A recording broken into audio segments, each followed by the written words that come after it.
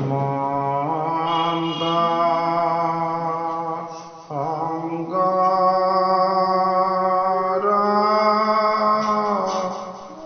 হরে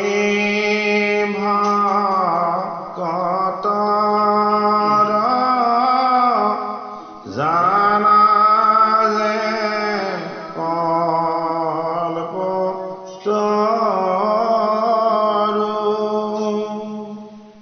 তাহাত বিনাই নাই নাই নাই আমার পরম গুরু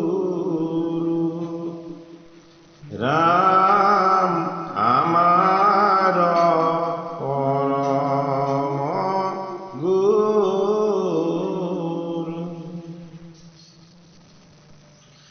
শ্রী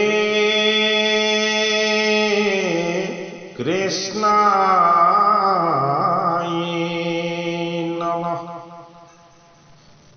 কৃষ্ণায় বাসুদেবায় দৈবকী নন্দনায় সনন্দ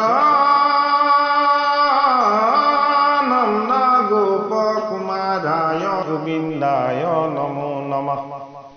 নমঃ পঙ্কজনাভায় নমঃ পঙ্কজমালিনে নমঃ পঙ্কজনেত্রায় নমস্তে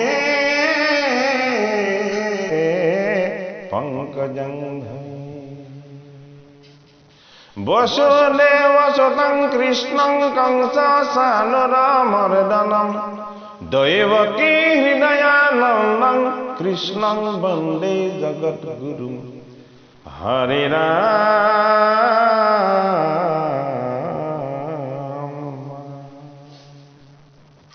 মোগং করোতি বাসাংলং পঙ্গুলঙ্গায়তে গিরিম ইয়ৎকিপাতমহং বন্দে পরমানন্দ মাধবম। হরে রাম।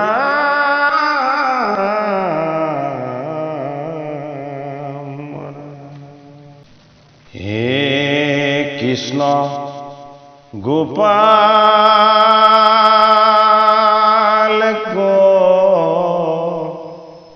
করুণাময়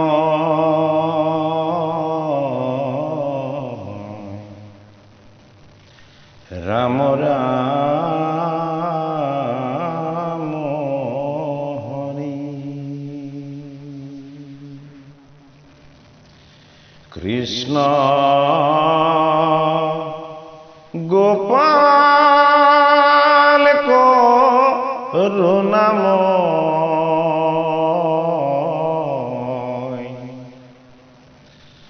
রাম রাম হরি।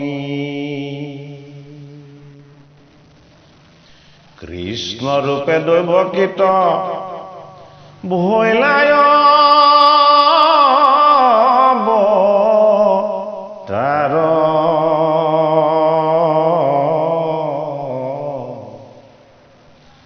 শঙ্খ চক্র গদা পদ্ম করত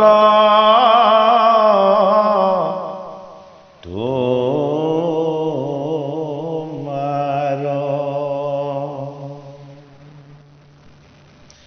প্ৰীতমস্তে শুভে আতি শ্যাম কলে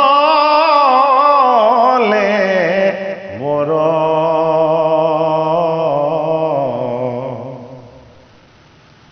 কমল লোচন চাৰু অৰুণ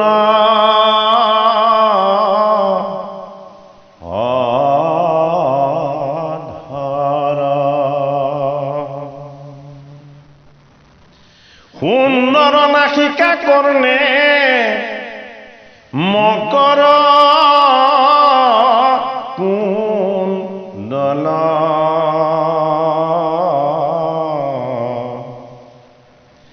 কণ্ঠত শত কৌস্তুভ ক্ষীৰে কিৰেতে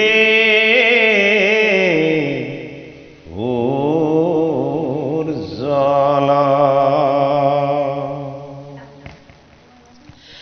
আপাদলম্বিত বন মালা জলে গলে শুভে আতি শিৱৎসৱ হলময় খস্থলে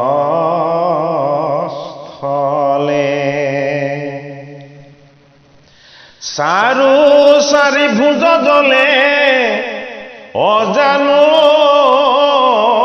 লম্বিত কৰিকৰ সমউৰু বৰ্তুলা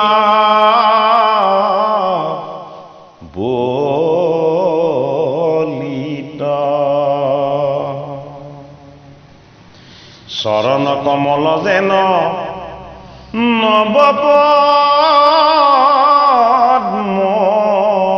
কুশ দেখি ভকতৰ মিলে পৰম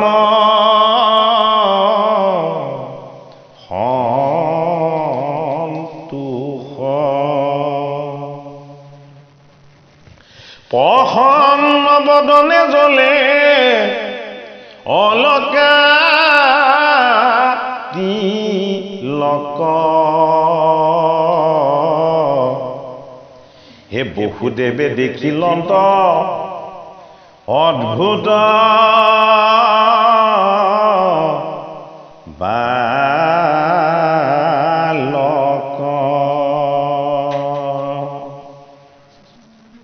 ভাগৱতৰ দশম স্কন্ধৰ কৃষ্ণৰ জন্ম কৰ্ম লীলাৰ যি তত্ত্ব সেই তত্ত্বকেই সংক্ষেপে শ্ৰীমন্ত শংকৰদেৱ গুৰুজনাই কীৰ্তন শাস্ত্ৰত শিশুলীলা হিচাপে আমাক আনিছে যাতে আমি ভগৱন্তৰ শিশুলীলা কি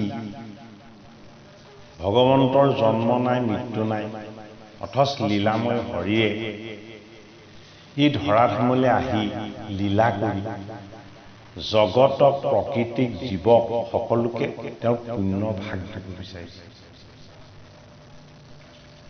ইতিমধ্যেই 6টা সন্তানক অক্ষয় বধ কৰিলে 7ম সন্তানটি গৰ্ভত থাকোঁতে 7 মাহ হওঁতে গৰ্ভৱতী নাইকিয়া হ'ল ভগৱন্ত প্ৰভুৱে যোগনিদ্ৰাৰ দ্বাৰা যোগনিদ্ৰাটো হ'ল তেখেতৰ এটা মায়া শক্তি ভগৱন্তৰ নৱবিধা মায়া আছে আদি মায়া কাল মায়া হৰলোকী মায়া কি কয় এইটো অন্তৰ্ধান মায়া যোগ মায়া এনেকে ভগৱন্তৰ নৱবিধা মায়া আছে এই মায়াবিলাকৰ ভিতৰত ভগৱন্তৰ এটাতকৈ শ্ৰেষ্ঠ মায়াটো হ'ল বিষ্ণু মায়া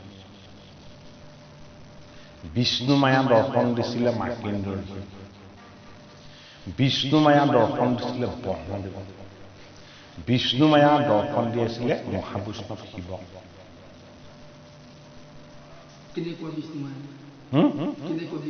যিটো মায়া ভকত আৰু ভগৱান এক হোৱা যায় সেইটো বিষ্ণু বিষ্ণু বুদ্ধি পায় হয় সেইটোকে বিষ্ণু বুদ্ধি বুলিও কোৱা হয় আৰু বাকী মায়াবিলাকে ভগৱন্ত প্ৰভুৰ পৰা জীৱবিলাকক আঁতৰ কৰি যোগমায়া হওক কালমায়া হওক আদিমায়া হওক হৰলোকী মায়া হওক অন্তৰ্ধান মায়া হওক এইবিলাক মায়াৰ দ্বাৰা জীৱবিলাকক হৰিয়ে তেওঁৰ ওচৰৰ পৰা আঁতৰ কৰে বহুদেৱ দৈৱকীয়ে দেখিলে এটা অদ্ভুত বালক এইটো হ'ল বিষ্ণু মায়া ভগৱন্তৰ ৰূপটো ভগৱান বিষ্ণুৰ ইতি মায়া কিন্তু আমাৰ এই যে মানে কৃষ্ণৰ মালা মানে ভৰিলৈকে পৰা এইটো আছে কিন্তু কৰিব সেইখিনি কম ন সেইখিনি কম ন ন ন অজানো ল'ম এতিয়া আঁঠু তললৈকে পৰা আগতে কৈছে আপাত বুলি কৈছে আপাত আপাত কৈছে তেওঁৰ হাতখনহে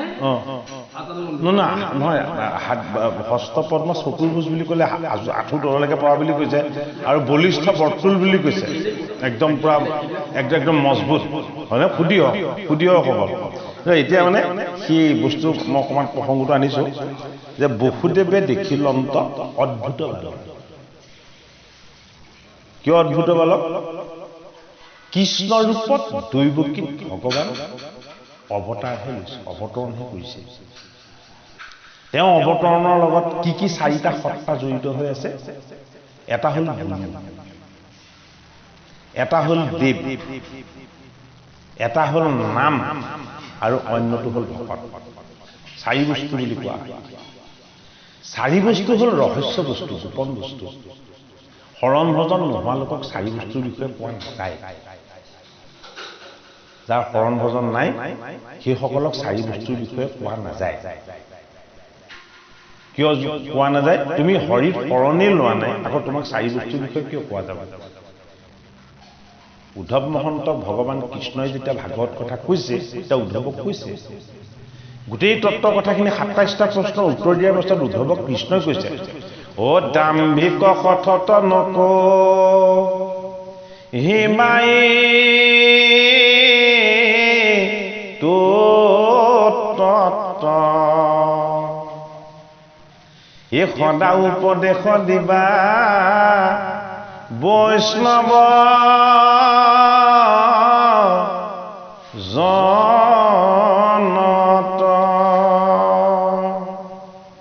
কৃষ্ণৰ জন্ম কৰ্মৰ বিষয়ে জানিবলৈ হ'লে যি জানিবলৈ বা শ্ৰৱণ কৰিবলৈ বিচাৰিব সি বৈষ্ণৱ হ'ব লাগিব বৈষ্ণৱ হ'বলৈ হ'লে বিষ্ণুৰ তত্ত্বটো হৃদয়ত উপলব্ধি কৰিব পাৰিব লাগিব হয়নে বসুদেৱ এজন বৈষ্ণৱ দৈৱকী ভগৱন্ত ঈশ্বৰ কৃষ্ণৰ এগৰাকী সাধন শিক্ষা সাধক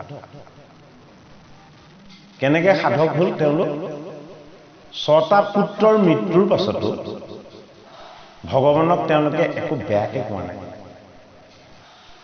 ৬টা সন্তানৰ তেওঁলোকৰ মৃত্যু হ'ল শংকৰ হাতত কিন্তু ভগৱানক তেওঁলোকে একো বেয়াকৈ কোৱা নাই ভগৱানক এটা কথাই কৈছে যে তুমি আমাৰ দুখ দূৰ কৰিবৰ কাৰণে আমাৰ খোলালৈ নিশ্চয় আহিবা আমাৰ যি সাংসাৰিক দুখ তাপ এইবিলাকক দূৰ কৰিবৰ কাৰণে তুমি নিশ্চয় আমাৰ ওচৰলৈ আহিবা এই আত্মবিশ্বাসটোক ঈশ্বৰ কৃষ্ণই সাৰ্থক কৰি সপ্তম পুত্ৰটো তেওঁ মায়া যোগনিদ্ৰা মায়াৰ যোগেদি তেওঁ হৰণ কৰি ৰোহিণীৰ গৰ্ভত নি প্ৰতিষ্ঠা কৰিলে সেয়া হ'ল বলৰাম আৰু অষ্টম পুত্ৰ যেতিয়া স্থিতি ল'লে অষ্টম পুত্ৰ স্থিতি লোৱাৰ পাছতেই ভগৱন্তৰ ৮টা ঐশ্বৰ্য শক্তি ভগৱন্ত কৃষ্ণৰ লগত নিহিত হৈ আছে তাৰে ৪টা তত্ত্ববস্তু তেওঁৰ লগত সদায় থাকে এটা হ'ল কি যে তেওঁই হ'ল জগতৰ গুৰু সেইকাৰণে গুৰুৰ তত্ত্বটো কি আটাইতকৈ গভীৰ এনে গুৰুৰ তত্ত্বটো হ'ল সংসাৰ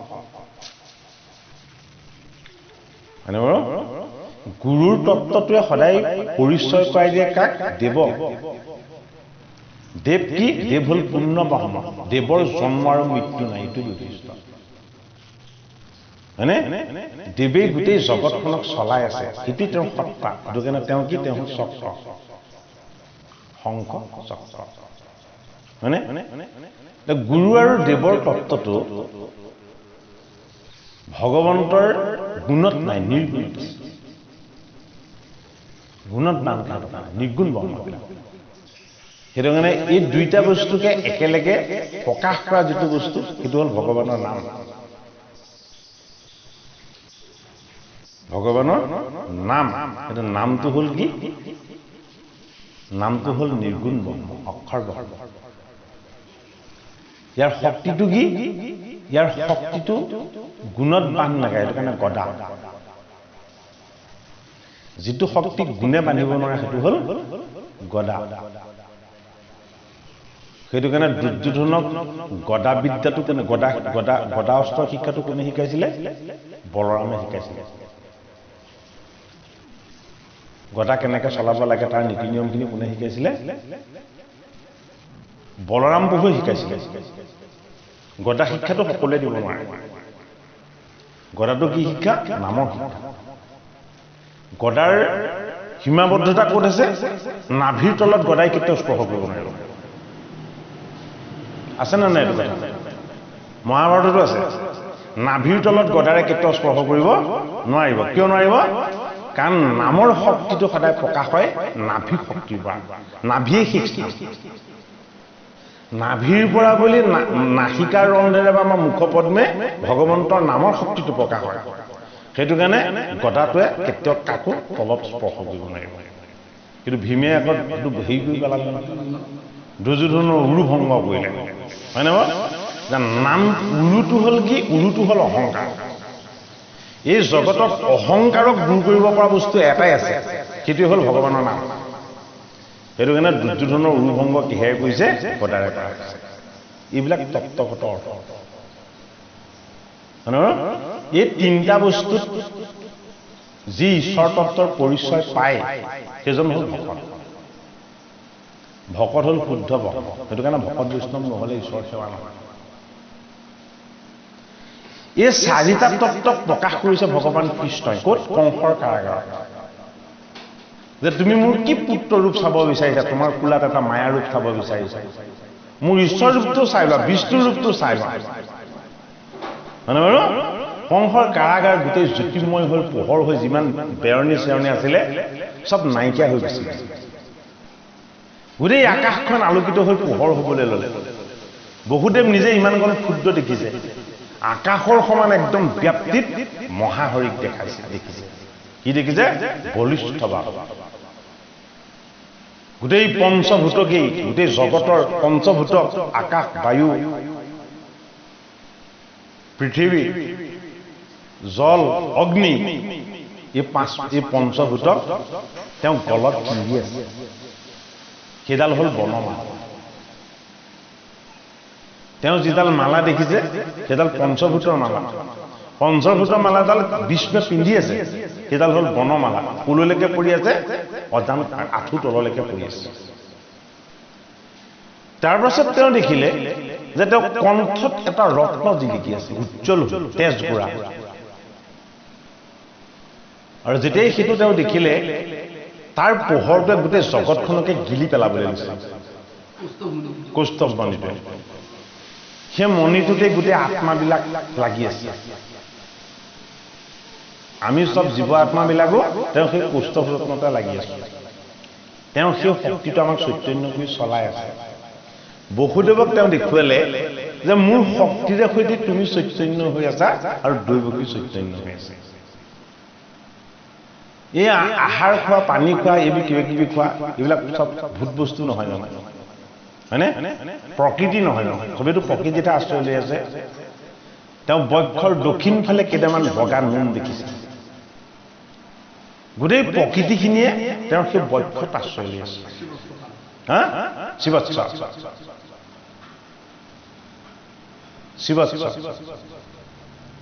সেইটো কাৰণে গোটেই জগত ব্ৰহ্মাণ্ড সমস্তখিনিক সৰ্বব্যাপ্ত ৰূপত ভগৱন্ত প্ৰভুতে যেতিয়া বসুদেৱে দেখিলে, সেইটো কাৰণে কৈছে কি?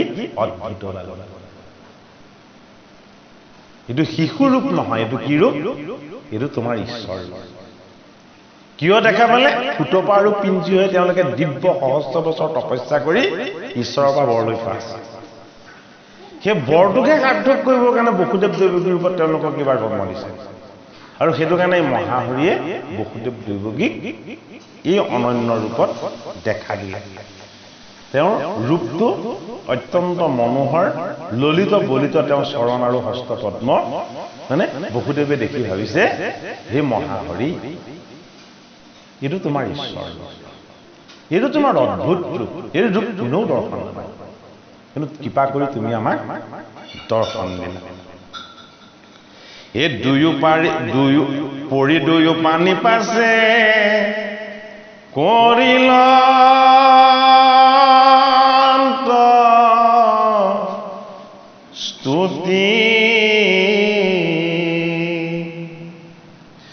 পিতৃত কহিলা প্ৰভু সমস্তে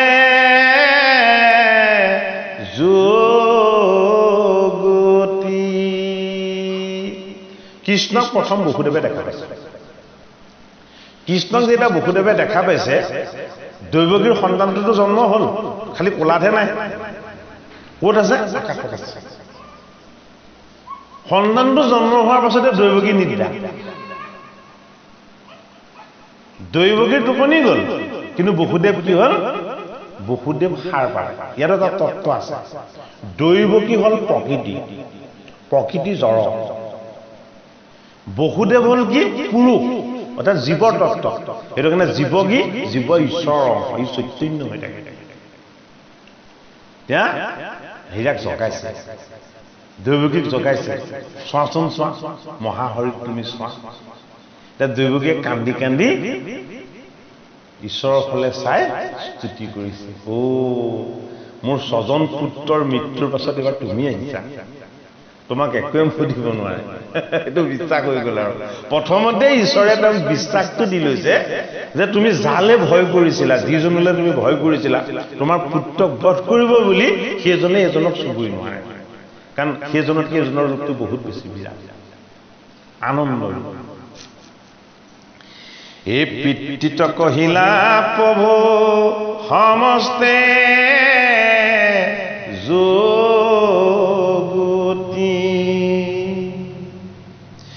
এ ভৈলা শিশু ৰূপতে প্ৰভু নাৰায়ণ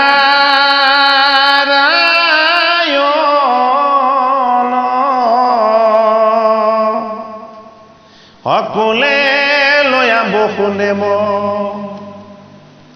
লৰিল তেখন।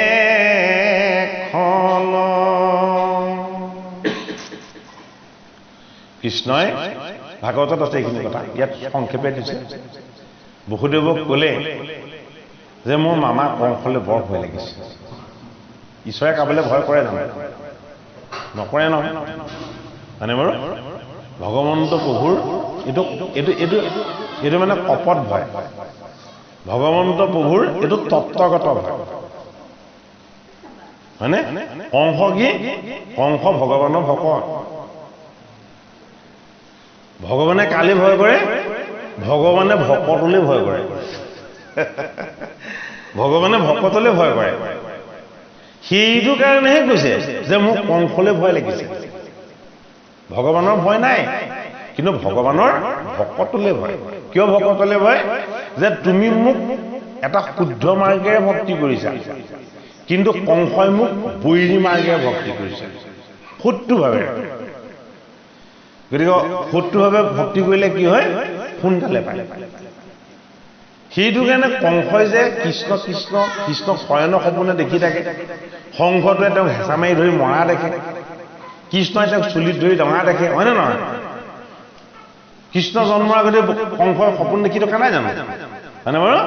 অৰ্থাৎ ভকতেহে ভগৱানক দেখে। সেইটো অৰ্থটো কৈছে যে মোক কংস মামলৈ ভয় লাগে, তুমি মোক ইয়াত নেৰাখিবা, তুমি মোক ইয়াৰ পানী গোকুলত থৈ আহা। দুটা কথা প্ৰকাশ পালে।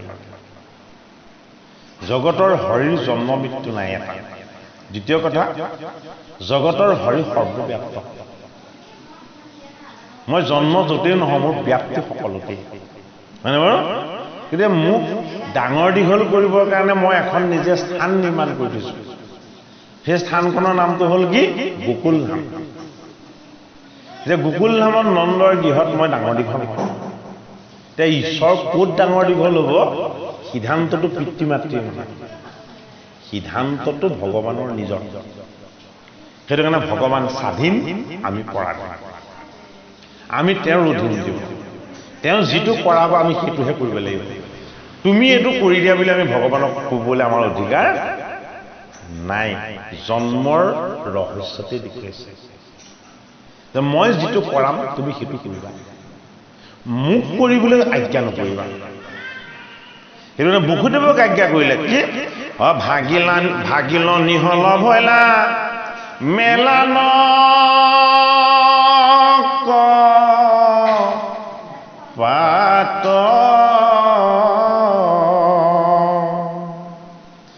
দেখি ভয়ে যমুনা মা পুনি দিলে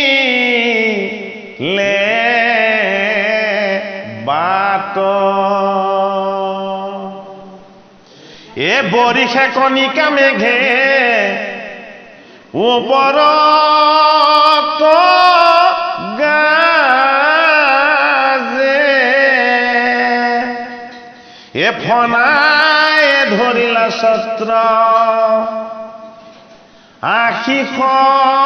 আশিষৰ পৰাজে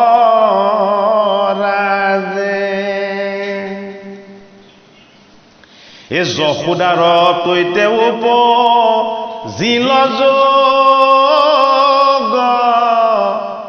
মায়া আতীয় চেতন তনে নিদ্ৰা গৈল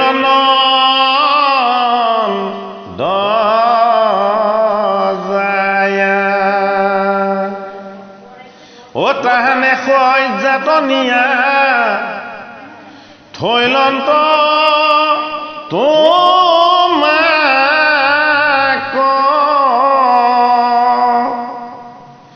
বসুদেৱে আনিলন্ত নন্দেৰ কন্যাক শিশুভাৱে গোকুলত কিৰিলা অপাৰ সাধিলা অনেক প্ৰীতি নন্দ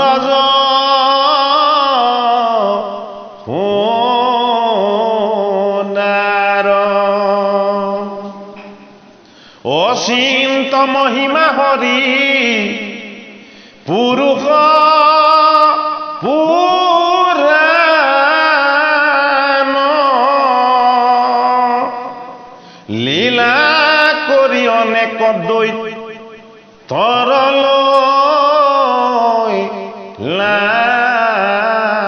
প্ৰাণ কংসৰে দেশ পাই যত দৈত্য আহে তুমি অগণিত যেন পুৰিম ৰে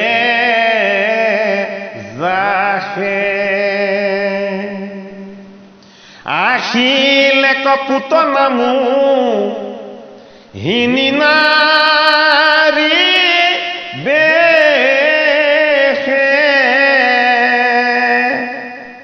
হেতন দিয়া শিশু মাৰি ফুৰে দেশে দেশে অগণিত পুৰি মৰে যাকে বুলি আছে নেকি চাগে বুলি আছে অগণিত পুৰি মৰে যাকে না চাগে দেই চাই দিব লাগিব এই কিছুমানৰ অলপ হেৰি কৰিব লাগে নহয় জাখে জাখে জাখে এই তাকে দন্ত থাকে জাখে তাৰমানে অগ্নিত পুৰি মৰিবলৈ যায় সেইটো অৰ্থ এই কোলে ধৰি তোমাক দিলে কত দান এ তন পানে পুতনাৰ সুখিলা প্ৰাণ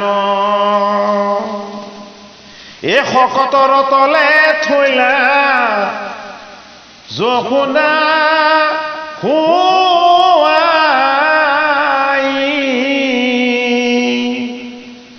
এ লাঠি হানি পেহলাইলা শকত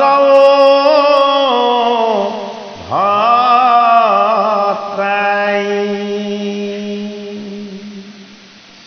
হেন দেখি যশোদা শুন ডৰিম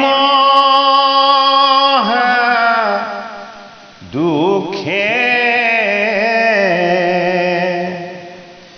আথে বেথে কোলায়ে লয়া তনদী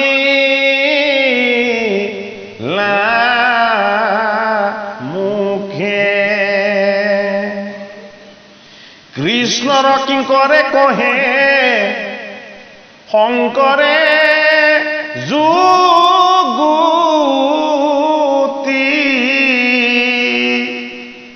হে ৰাম নাম বিনা নাই কাহাৰো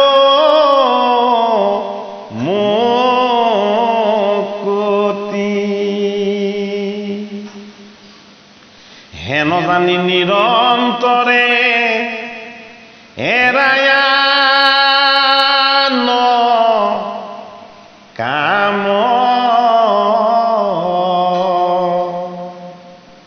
পাতক চাৰুক ডাকি বোলাৰা ৰাম হৰি ৰাম ভাগিল নিহল ভৈলা মেলান কপাল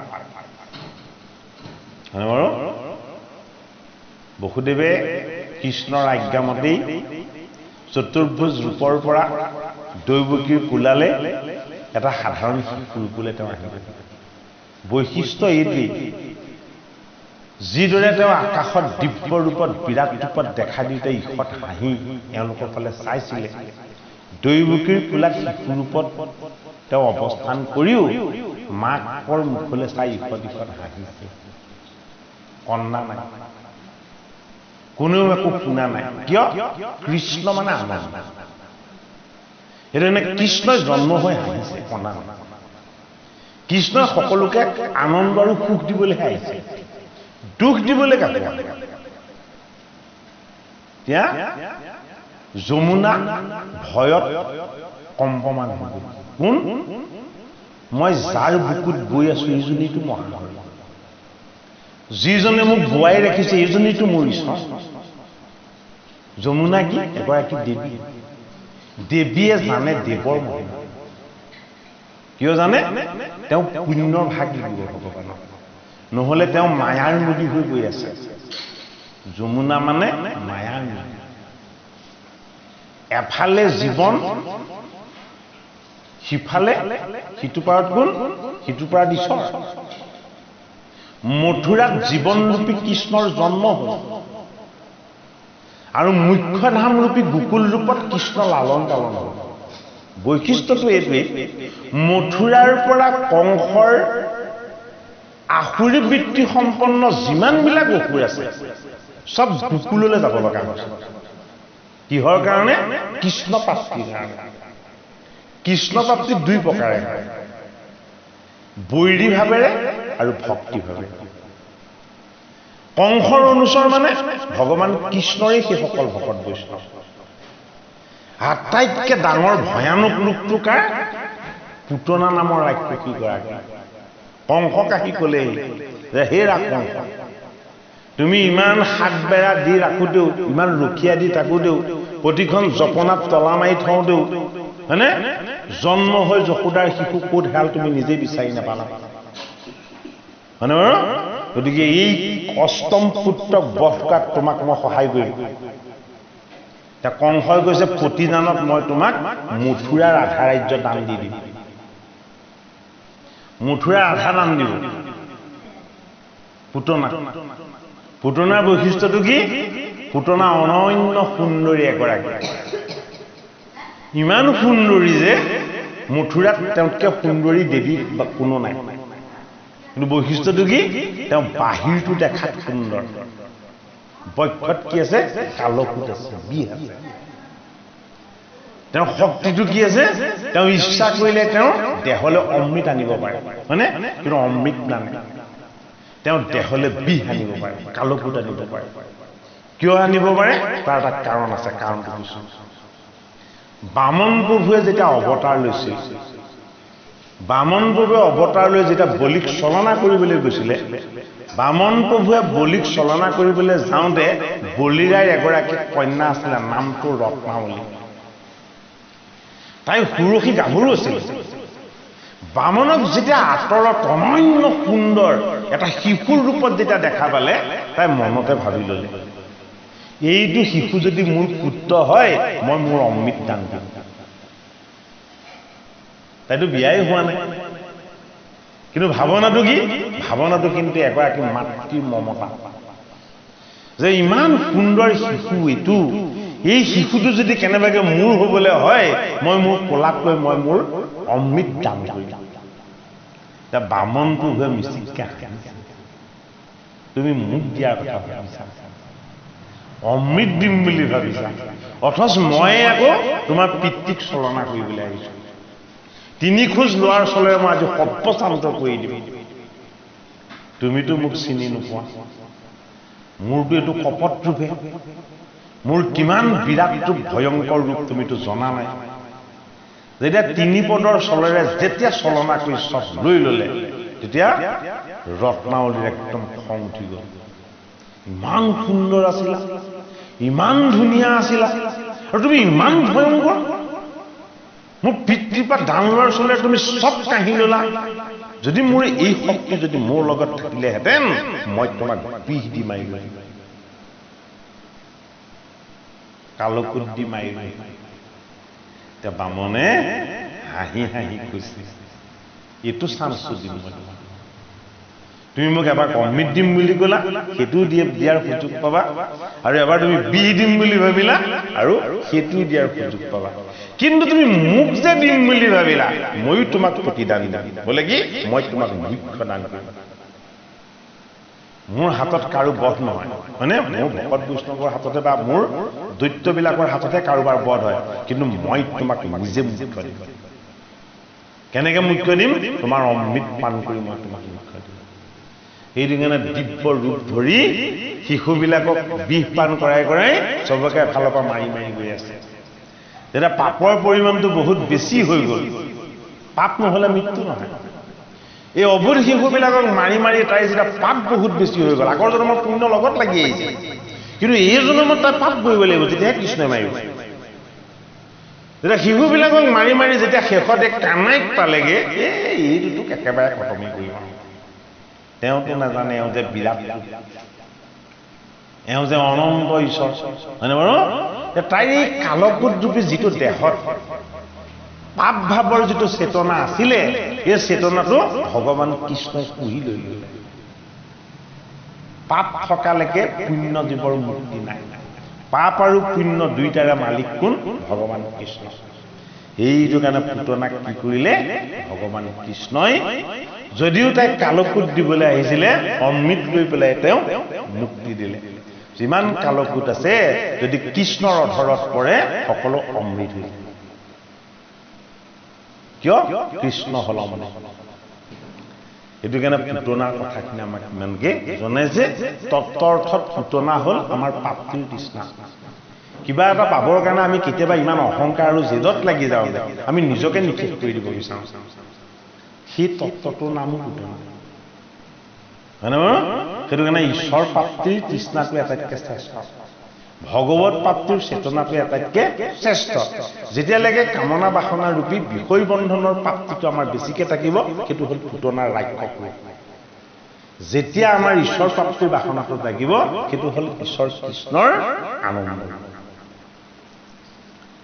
সেইটো কাৰণে কৃষ্ণৰূপী অগ্নিত শিশু অৱস্থাতে যিমানবিলাক পাপী তাপী আছিলে সকলোকে উদ্ধাৰ কৰাৰ দায়িত্ব লৈ আহিছে গোসাঁই সেইটো কাৰণে গোকুলত লীলা কৰিছে গোকুল ধামত যেতিয়া সেই ৰাক্ষসীয়ে নি ৰাক্ষসীক যেতিয়া পেলাই দিলে পৰ্বত সমান আকাৰ হৈ গ'ল পুতনা গোটেই ঢাকি গ'ল হয়নে বাৰু ৰাক্ষসী মুখ দেখি বিকট তাত দেখি চব ভয় খালে আৰু কৃষ্ণই কি কৰিছে তেওঁ বৃক্ষতেই আনন্দেৰে হাঁহি হাঁহি লীলা কৰিছে মোৰ ল'ৰাটোক মাৰিলেও খালেও বুলি যশোদাই তাৰ পৰা তুলি আনি আকৌ কৃষ্ণক স্তনপান কৰাইছে মোৰনো ল'ৰাটোক চবেই ইমান মানে অন্যায় কৰিবলৈ চাব লাগেনে আৰু কৃষ্ণ আকৌ কি হ'ল বিৰাট ৰূপৰ পৰা আকৌ শুদ্ধ নৰৰ ৰূপলৈ কাৰ ওচৰত যশোদাৰ ওচৰত যশোদাক ভাবিবলৈ বাধ্য কৰিব নাই কি তেওঁ যে ভগৱান যশোদাক তেওঁৰ মায়া আৰু মোহত পেলাই দিছে বোলে কি মই তোমাৰেই পুত্ৰ মই মৰিলোহেঁতেন তুমিহে মোক বচাইছা তেনেকুৱা এটা বান্ধনত আকৌ যশোদাক বান্ধি পেলাইছে সেইটো কাৰণে বৰগীতত কি বুলি লিখিছে কিনো তপ কৰিলা মানে যশোদাৰ কোলাত কৃষ্ণ শুইছিটো ডাঙৰ কথা যিজনৰ কোলাত সকলোৱে আশ্ৰয় লৈ আছে সেইজন গৈ মাতৃ যশোদাৰ কোলাত শয়ন কৰিছে জানো বাৰু এইটো কিমান শ্ৰেষ্ঠ প্ৰাপ্তি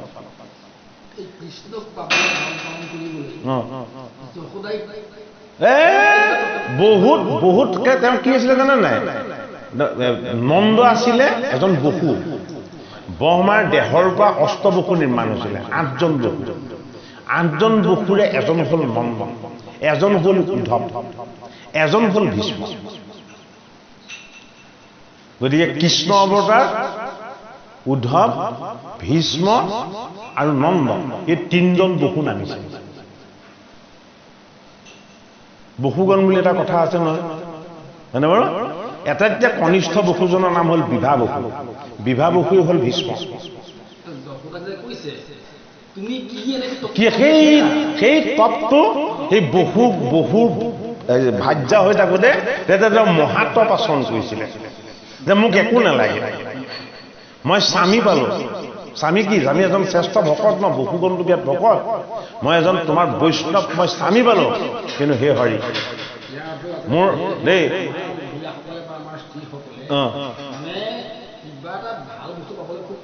খুব তপ কৰিব লাগিব কষ্ট নহয় কষ্ট ত্যাগ কৰিব লাগিব সাধনা কৰিব লাগিব এতিয়া যশোদাই সেই জন্মত ৰাখিব পাৰিলে কম নহয় এইটো কৈছেতো হেৰিয়াত ভাগৱতত নন্দ এজন বসু আছিলে তেতিয়া মানে নন্দ আৰু যশোদাই তেওঁ ধাৰা নামৰ এগৰাকী দেৱী আছিলে এই যশোদা তেওঁলোকে মানে ভগৱান ঈশ্বৰ প্ৰভুক খুব স্তুতি কৰে খুব উপাসনা কৰে ভগৱন্ত প্ৰভু আহি এদিন আৰু তেওঁলোকক দেখা দিলে যে কিয়নো তোমালোকে মোক ইমান স্তুতি কৰিছা মোৰ পানো কি লাগে তোমালোকক সাধন মই এটা জীৱন দিছোঁ মোৰ আনন্দ পান কৰিবৰ কাৰণে তোমালোকক এটা শুদ্ধ মতি দিছোঁ মোৰ ফালৰ পৰা দিব লগাটো গোটেইখিনিয়ে দিলোঁ আৰুনো কি লাগে এতিয়া কৈছে তোমাক আঁতৰৰ পৰাহে চৰণ স্পৰ্শ কৰোঁ তোমাকতো প্ৰত্যক্ষভাৱে আমি চৰণ স্পৰ্শ কৰিব নোৱাৰোঁ কাৰণ তুমি হ'লা কি তুমি হ'লা আত্মা পৰমাত্মা তোমাকতো এনেকৈ চুব পৰা আমাৰ শক্তি নাই হয়নে বাৰু তোমাৰ ওচৰত আমি তেনে ক্ষুদ্ৰ হে প্ৰভু তুমি মোক কোলাত আহি এদিন শুবা নাই তেতিয়া ভগৱন্ত প্ৰভুৱে কৈছিলে যে এইটো জন্মত মই তোমাৰ কোলাত কেনেকৈ শুম মইতো মহাহৰি মই দাপৰ যুগত যেতিয়া কৃষ্ণ ৰূপত অৱতাৰ ল'ম তুমি তেতিয়া নন্দৰ গৃহত নন্দৰ ভাৰ্যা হবা বৃদ্ধ কাললৈকে তোমাৰ পুত্ৰ নহব তোমাৰ মনত কেৱল পুত্ৰ নাইকিয়াৰ এটা দুখ থাকিব এই তোমাৰ পুত্ৰহীন সন্তানহীন যিটো দুখ থাকিব সেইবাৰ তুমি মোক জন্ম দিব নালাগে মই নিজে যাম সেইটো কাৰণে জন্ম নিদিয়াকে কৈছে কৃষ্ণ তুমি এই জন্মত যি সাধনা কৰিলে সেই সাধনাৰ পুণ্য ফল হৈ সেইবাৰ মই নিজে যাম বোলে কি হ'ম মই তোমাৰ কোলাত কিচুৱা হৈছো মই তোমাৰ মৰমত মই বান খাম কেলে উৰালত বান খাই দেখুৱা নাই জানো হয়নে বাৰু আৰু তুমি মোক খেদি ফুৰিবা মই নাচি ফুৰিম এই গোটেইখিনি আনন্দ ভাগ দিছে যশোদা সেইটো কাৰণে নন্দ আৰু যশোদা ভগৱান কৃষ্ণৰ একান্ত সেৱক আছিল এটা কংস কালনেমী আছিল ৰাৱণৰ বংশৰ আছিল হয়নে ৰাম ৰাৱণৰ যুদ্ধত তেওঁ মৃত্যু হৈছিল তেতিয়া ৰামক কৈছিলে তোমাৰ চৰণটো মই সেইটো কাৰণে মোমায়েকৰ নে কিয় পিতেক আছিলে ৰাৱণৰ মোমায়েকৰ পিতেক নে কি আছিলে তেতিয়া ৰামক দেখিতো তেওঁ কালনেমী একদম হেৰি হৈ গ'ল চিনি পাই গ'ল যে তুমি পৰম তুমি ঈশ্বৰ তোমাক দেখা পাবলৈকে আহিছিলোঁ ইয়াত মই মৰিবলৈ অহা নাছিলোঁ কিন্তু কি হ'ল লক্ষ্মণে শৰ্মাই কৰিলে এই লক্ষ্মণটো অনন্ত ঈশ্বৰ ন তেওঁতো বান অব্যৰ্থ তেতিয়া মানে কালনেমীয়ে তেতিয়া কৈছে যে হে প্ৰভু তোমাৰ চৰণ চুবৰ মোৰ ইচ্ছা থাকি গ'ল কিন্তু তোমাক দৰ্শন পাই মৃত্যু হ'ল তোমাৰ চৰণ স্পৰ্শ কৰিবলৈ নাপালো তেতিয়া কৈছিলে যে তুমি কংস হৈ অসুৰ হৈ জন্ম ল'বা মোৰ ফালে শত্ৰু হৈ যুদ্ধ কৰিছিলা মোৰ লগত শত্ৰুতাই কৰিবা কিন্তু মই মোৰ নিজৰ অমৃত হাতেৰে সৈতে তোমাক মুখ্য দিম সেইটো কাৰণে কংসক কৃষ্ণই নিজ হাতে বহিছে কৃষ্ণৰ হাতত মৃত্যুটো মুখ্য প্ৰাপ্তি তাতকৈ শ্ৰেষ্ঠ মৃত্যু নাই জীৱৰ যদি কৃষ্ণৰ নাম স্মৰণ কৰি মৃত্যু হয় তাহলে সেই জীৱতকৈ ভাগ্যৱান আৰু পুণ্যৱান জীৱ নাই ভগৱানৰ হাতত মৰাটোতকৈও শুনা ভগৱানৰ হাতত মৃত্যু হোৱাতকৈও যদি কেনেবাকৈ ভগৱানৰ নাম লৈ মৃত্যু হয় ভগৱানৰ হাতত মৃত্যুটো যদি এগুণ নাম লৈ মৃত্যুটো হাজাৰ গুণ পুণ্যৰ ভাগ কাৰণ ভগৱন্তৰ নামৰ অনন্ত সেইদিনা তেওঁৰ নাম গুণ আৰু তেওঁৰ যশটো এয়া কৃষ্ণৰ চৰিত্ৰটো কি যে আজি এই বিশেষ দিনটোত আমি কৃষ্ণৰ লীলা শিশুলীলা পাঠ কৰিম বুলি কৈছোঁ নহয় নহয় কৃষ্ণৰ শিশুলীলা কিয় পাঠ কৰা হৈছে ইয়াৰ এটা কাৰণ আছে কিন্তু ইটো মহাধৰ্ম মাধৱৰ জন্ম কৰ্ম বেদে যাৰ নাজানে মহিমা এ হৰি নাম কীৰ্তনত হে মিলে মুখ্য আদি যত কীৰ্তন সুখৰ না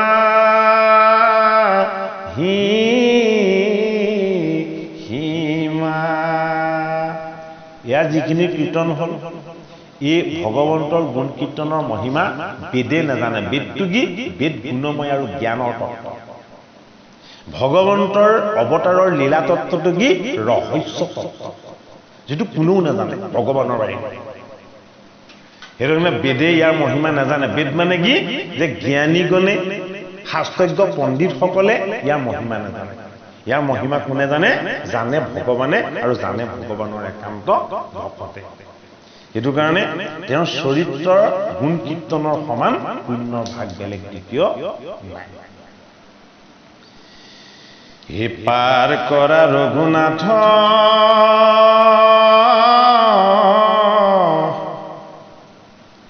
সংসাৰ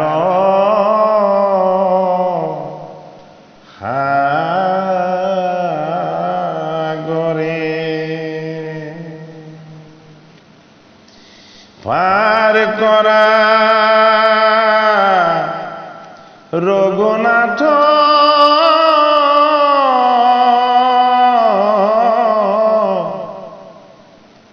সংসাৰ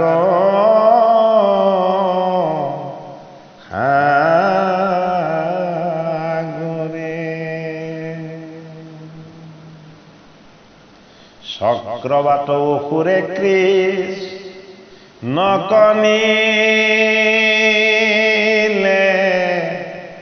হৰি আকাশতে মাৰি লাগ লটছে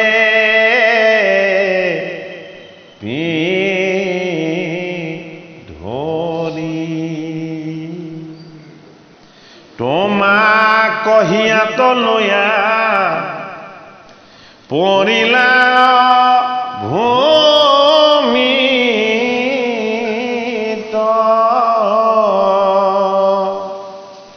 জোৰাইল তোমাক পায়া যশোদা ৰচিত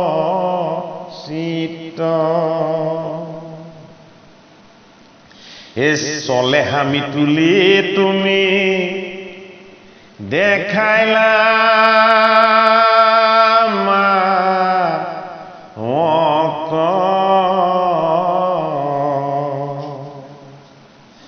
এই গৰ্ভৰ ভিতৰে আছে সমস্তে জগত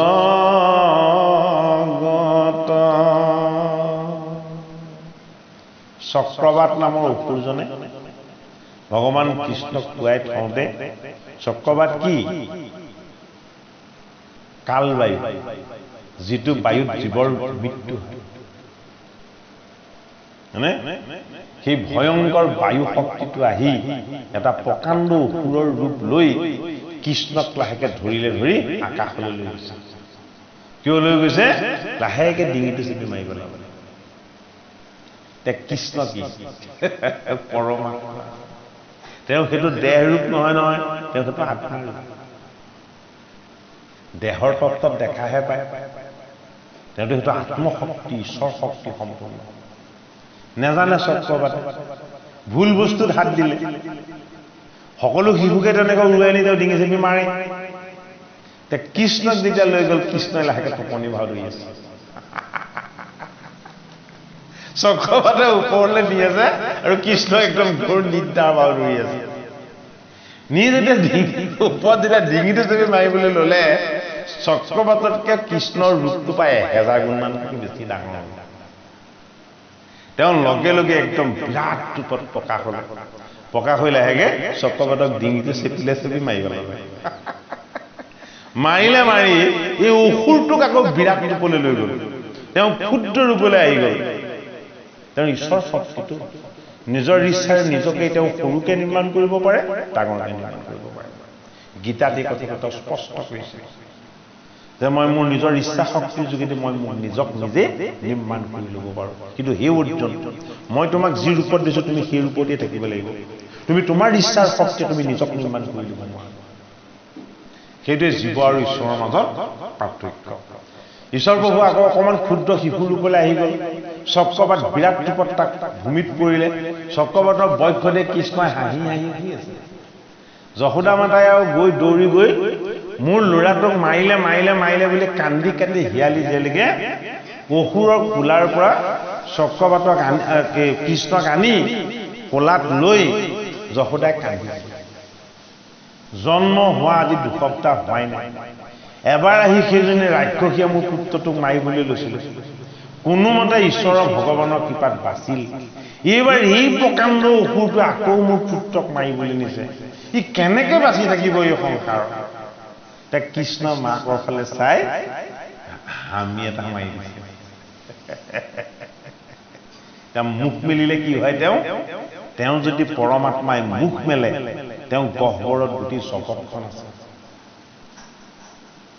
গোটেই ব্ৰহ্মাণ্ডখন ক'ত আছে? তেওঁ উদৰতে আছে। যশোদাইতো নাজানে সেইটো কথা, কান্দিছে খুব যে মোৰ ল'ৰাটো নাবাচিব আৰু এই অসুৰবিলাকে আহি মোৰ সন্তানটোক মাৰিব। বৃদ্ধকালৰ ল'ৰা এটা হৈছে, সেইটো যদি মৰি থাকে তেওঁ কিমান দুখ আহিব।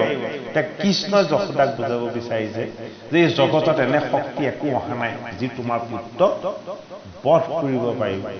সেইটোকে প্ৰমাণ কৰিবলৈ গোসাঁই এতিয়া হামি এটা মাৰিলে। হামিটো মাৰি দিওঁতেনো কেনেবাকে অসুৰে নিছিলে, মুখত কিবা আছে নেকি বুলি এনেকে যশোদাই তধা লাগি চাবলৈ লাগিলে। এতিয়া গোসাঁয়ে দেখা দিব, এই কম্পিল হৃদয় যশোদাৰহে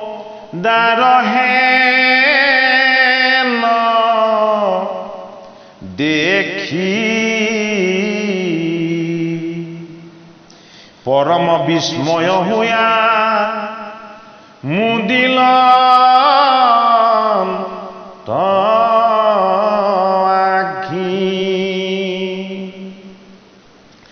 বসুদেৱে পঠাই লোৱা শিলগৰ ঋষি এক গুপ্য কৰি জাত কৰ্ম কৰিলা হৰিষি। এই কহিলা নন্দৰ আগে যত গুণ গ্ৰাম, এই বিধিমতে থৈল অন্তত মাৰ কৃষ্ণ নাম। আণ্ঠু কাহি ৰিঙা পাৰি ফুৰাব্ৰ মাজে সোণাৰ ঘুংগুৰাশয় কংকাল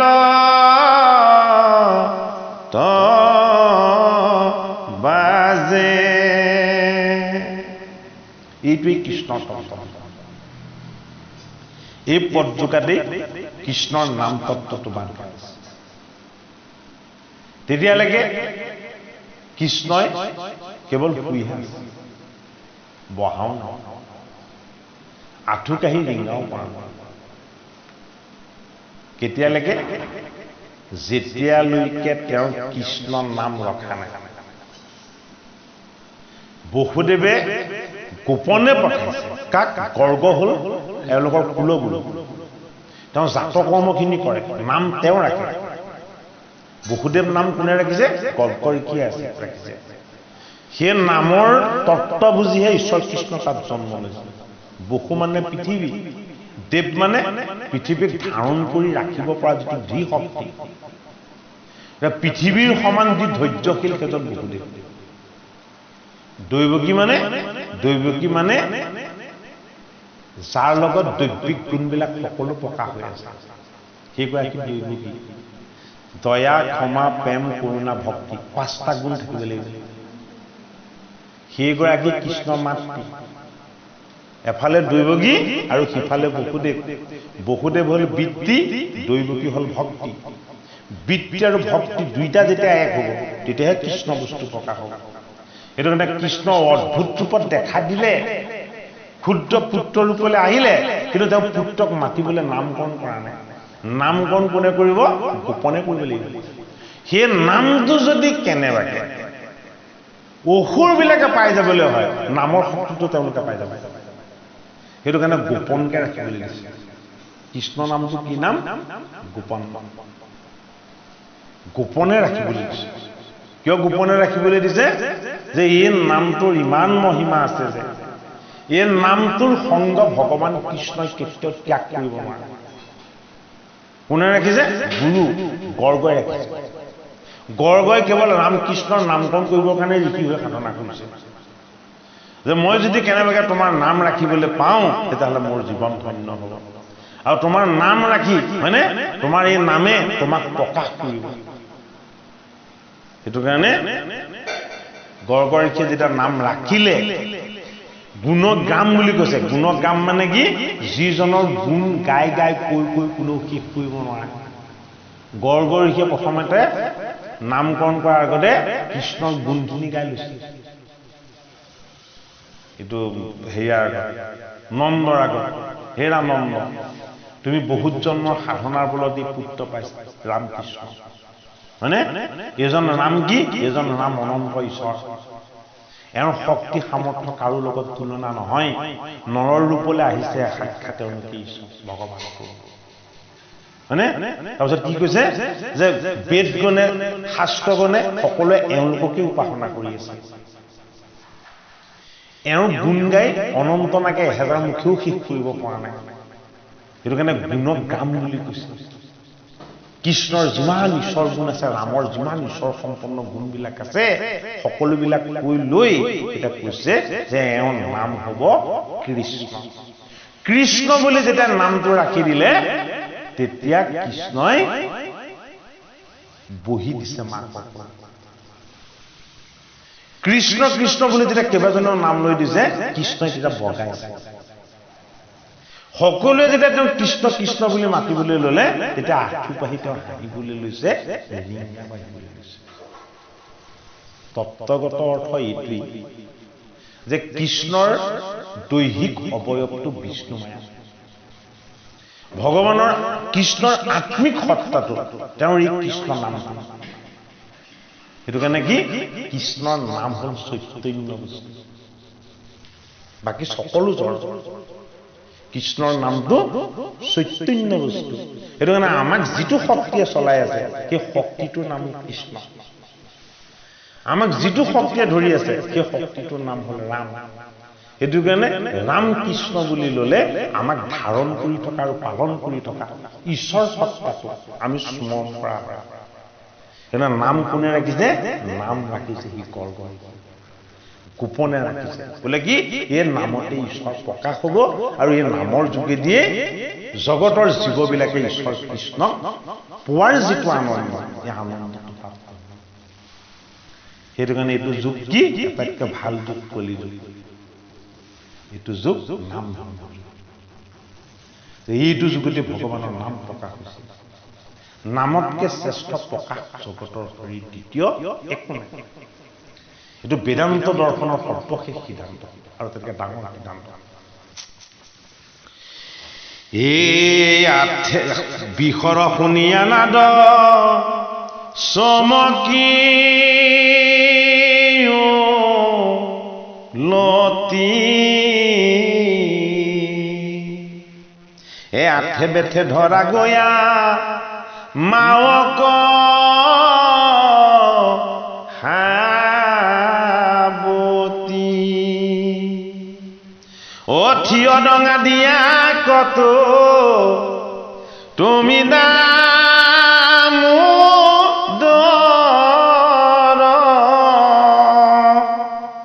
হে অনৰ্থ কৰিয়া ফুৰা গোৱালি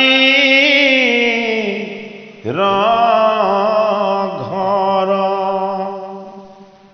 হে আনন্দতে সমস্তে গো আলিগন আহি এ তোমাৰ অকৃতি যশো দাঁত দে হাঁহি ও কি ভইল তোমাৰ ইটো তনয় দুৰ্জন ও কৃষ্ণৰ নিমিত্তে আৰু নাহিকে জীৱন ও গায়নতো দুহন্তে দা মুৰি মেলে গৈ ও গৃহ পক্ষী চুৰি কৰি শান্ত দৈ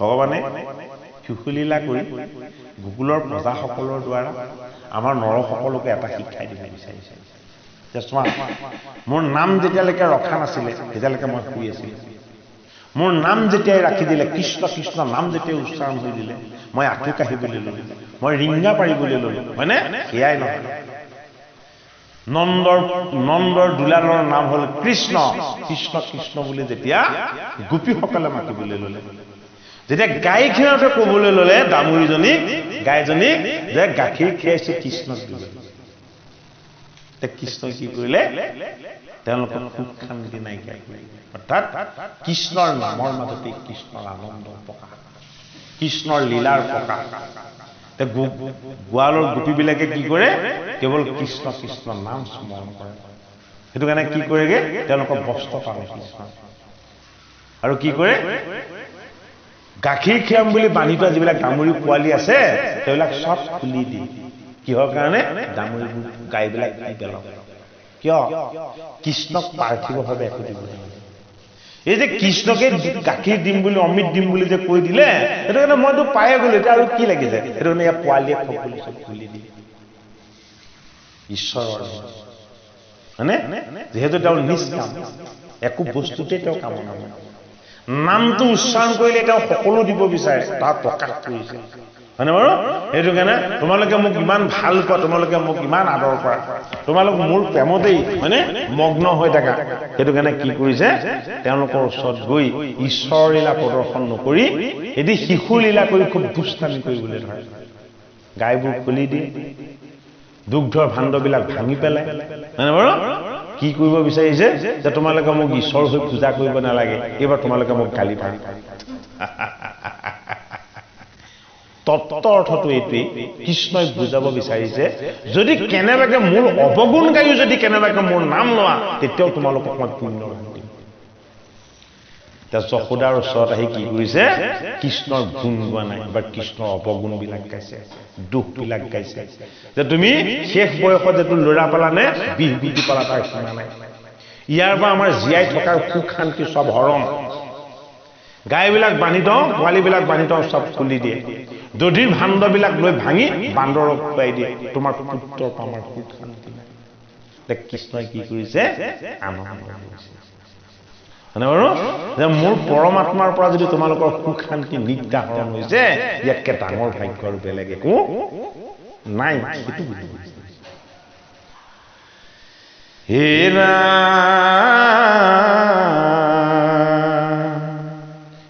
ঢুকি যাবে নপাৱে নতনাহি তোস্তি এ শিকিয়াৰ পৰাৱানে উৰল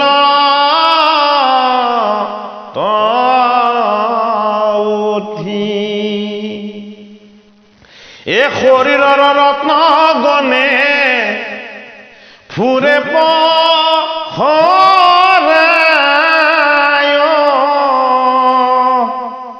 এ আন্ধাৰত খুজি পাৱে লুকান নযায় এ বস্তু কোন পালে দৰি মাৰন্ত ছোৱালী অগৃহত ভৰচিয়া পলাই জান্ত নমালি ও মাৱৰ কুলাত বাছা তুমি জগন্নাথ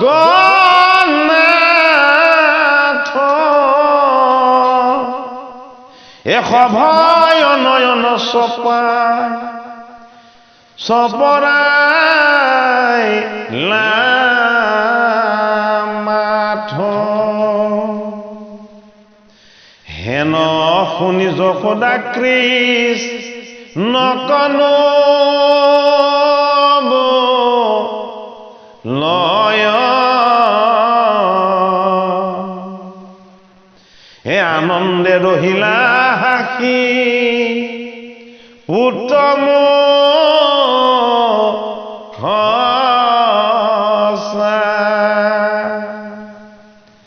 দৰিবাৰ দেখি আপুত তকব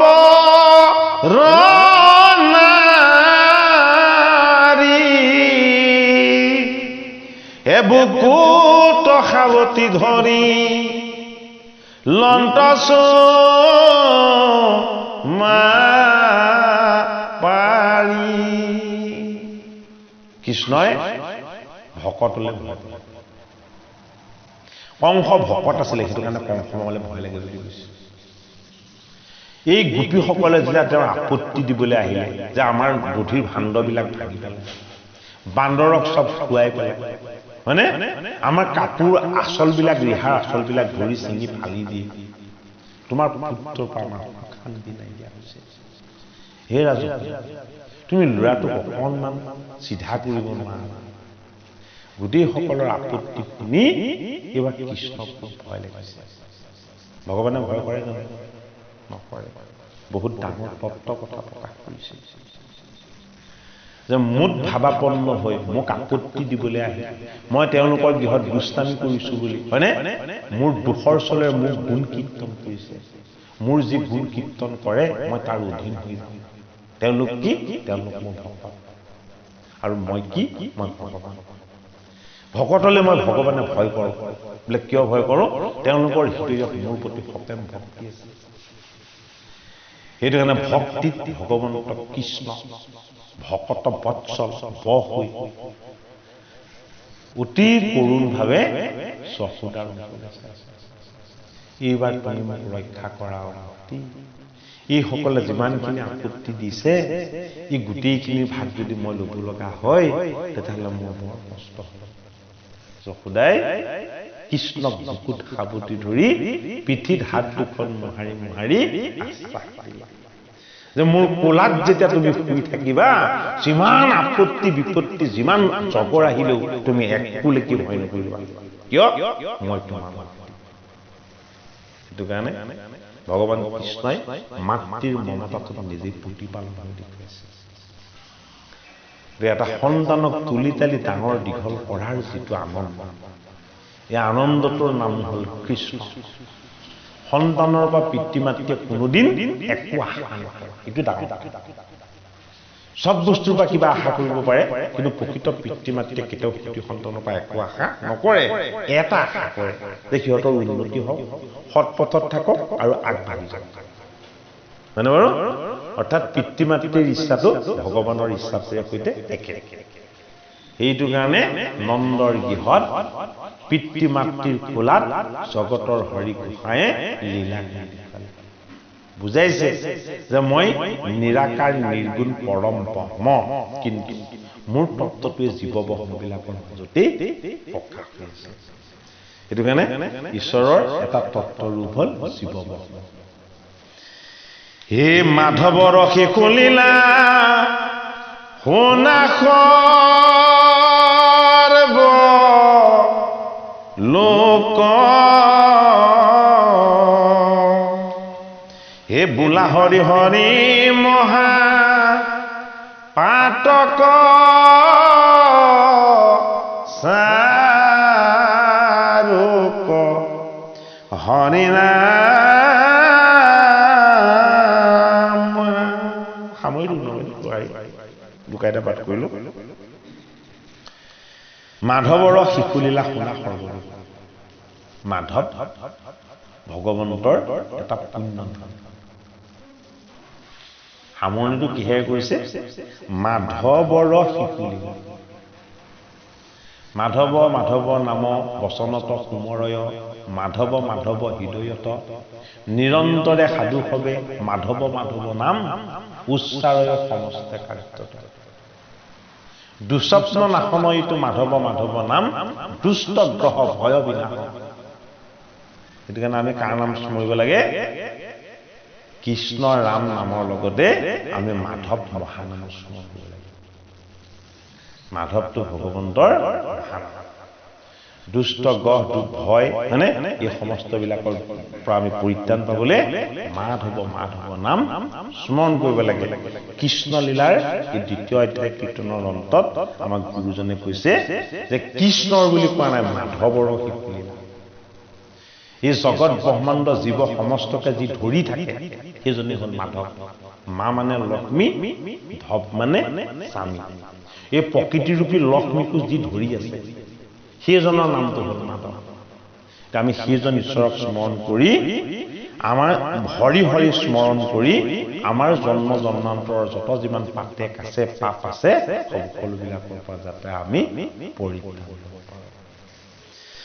এ দৌৰিবাৰ দেখি আপত তকবৰ নাৰী, বুকুত সাৱটি ধৰি লন্তচ